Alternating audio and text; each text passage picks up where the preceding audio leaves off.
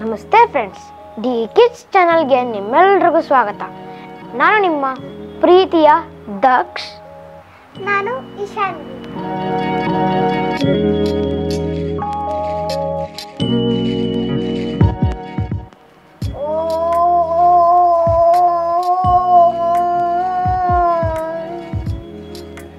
ಏನು ಮಾಡ್ತಿದ್ದೀಯಮ್ಮ ಶಾನು? ಯೋಗ ಮಾಡ್ತಿದ್ದೀನಿ ಅಣ್ಣ. ನೀನು ಬಾ, ಸೂರ್ಯ ನಮಸ್ಕಾರ ಮಾಡೋಣ. ಆಯಿತು, ಸೂರ್ಯ ನಮಸ್ಕಾರ ಮಾಡೋಣ. ಆದರೆ ಯೋಗ ಮಾಡೋಕ್ಕಿಂತ ಮುಂಚೆ ಒಂದು ಶ್ಲೋಕ ಇದೆ. ಆ ಶ್ಲೋಕ ಹೇಳೇ ಯೋಗ ಮಾಡಬೇಕು.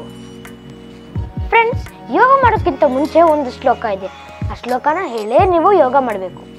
ಬನ್ನಿ, ಈ ವಿಡಿಯೋದಲ್ಲಿ ಆ ಶ್ಲೋಕ ಹಾಗೂ ಅದರ ಅರ್ಥವನ್ನು ತಿಳ್ಕೊಳ್ಳೋಣ. ಫ್ರೆಂಡ್ಸ್, ಈ ಶ್ಲೋಕನ ನೀವು ಯೋಗ ಪ್ರಾರಂಭ ಮಾಡೋಕ್ಕಿಂತ ಮುಂಚೆನೇ ಹೇಳಬೇಕು.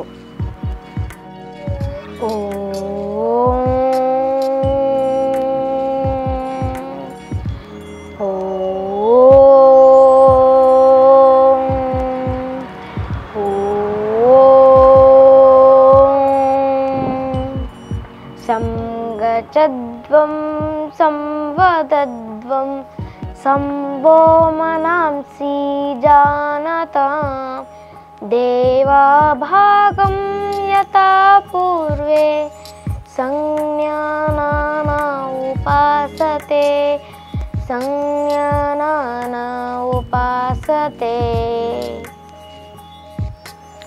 ನೀನು ಈ ಶ್ಲೋಕನ ಯೋಗ ಮಾಡೋಕ್ಕಿಂತ ಮುಂಚೆ ಹೇಳಿ ಯೋಗ ಮಾಡಬೇಕಾಯ್ತಾ? ಓಕೆ ಅಣ್ಣ. ಅಣ್ಣ, ಇದರ ಅರ್ಥ ಏನು? ಫ್ರೆಂಡ್ಸ್, ನಿಮಗೂ ಈ ಶ್ಲೋಕದ ಅರ್ಥ ಗೊತ್ತಾಗಬೇಕಾ? ಬನ್ನಿ ಹೇಳ್ತೀನಿ. ನಮ್ಮೆಲ್ಲರ ನಡೆ ಒಂದೇ ಗುರಿಯಡೆ ಇರಲಿ.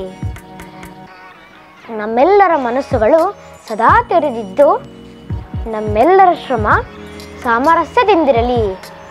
ನಮ್ಮೆಲ್ಲರ ಪ್ರಾರ್ಥನೆ ಒಂದೇ ಆಗಿರಲಿ. ನಾವು ಒಂದೇ ಸಹೋದರತ್ವಕ್ಕೆ ಸೇರೋಣ.